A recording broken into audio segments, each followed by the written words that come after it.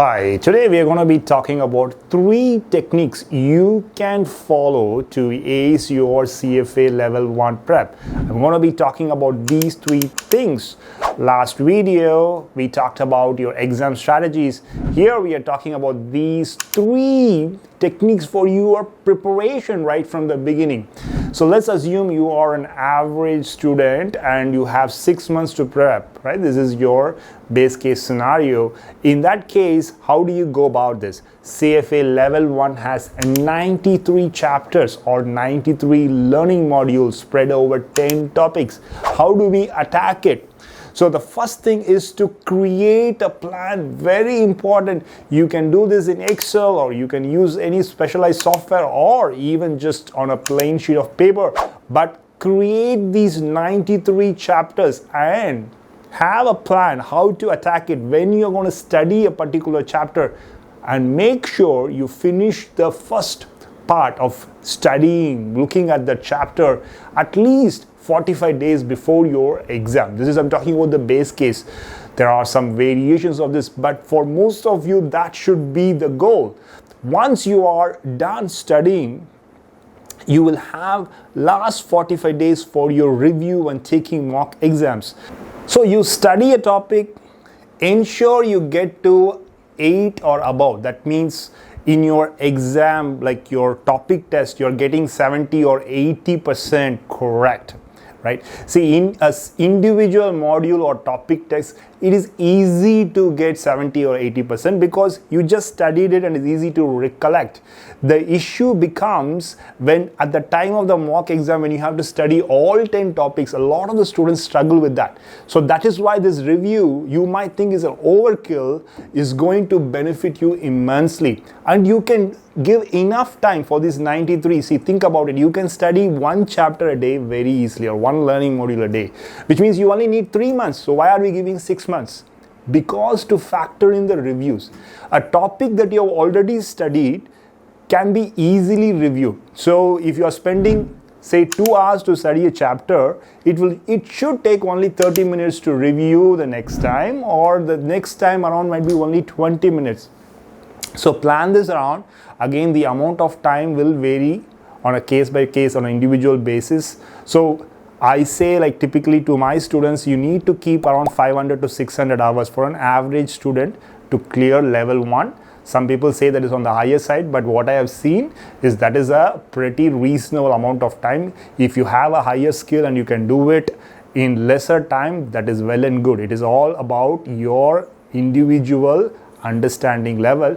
You need to score at least 70 to 80% in each topic. The key to success in CFA Level 1 is not forgetting the stuff you have studied. Students struggle with keeping things in memory, that is in retention.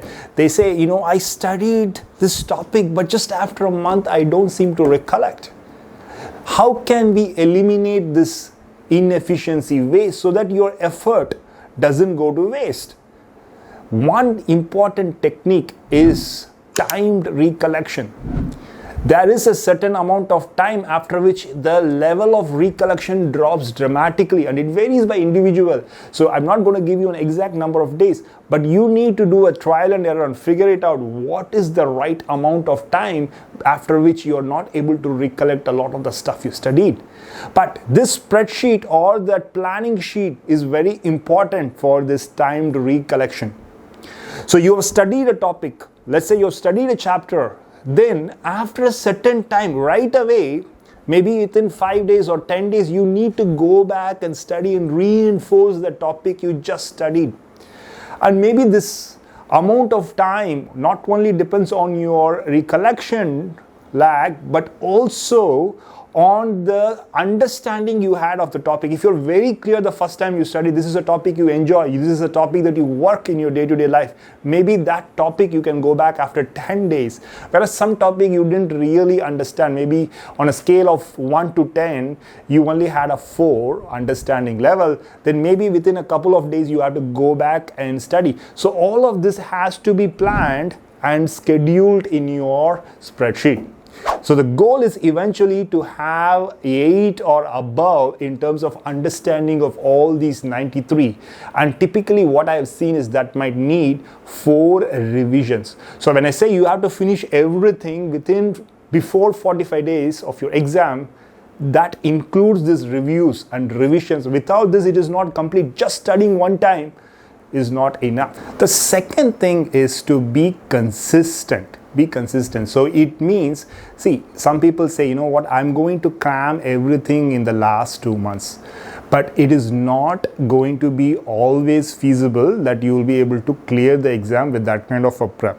But rather, even if you do an hour or 2 hours every day, it is better than having a lot of study at the last month. So plan it, be consistent, create a routine, a habit. Maybe you as soon as you wake up, you study for half an hour, and then you study for half an hour after you get back from college or work, and then maybe you study another half an hour before your bedtime. So you study 90 minutes in a day in 3 30-minute blocks. Very easy to do, rather than sit for an hour and a half on a day when you have a full day of work.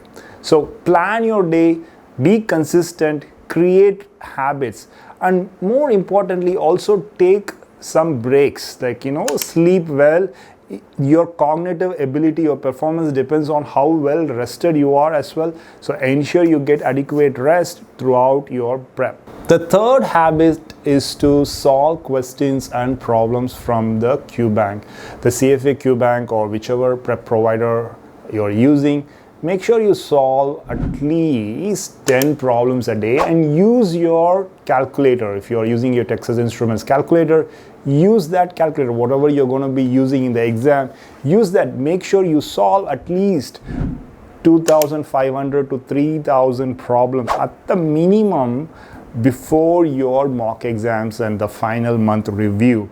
This is very important, and especially for ethics, people sometimes ignore that. It's only 200 pages in your curriculum. Read that, use the curriculum, and look at all of the cases and questions given in the curriculum. If you do this, be consistent along with that, and have a plan, you will do very well with your CFA Level 1. All the very best.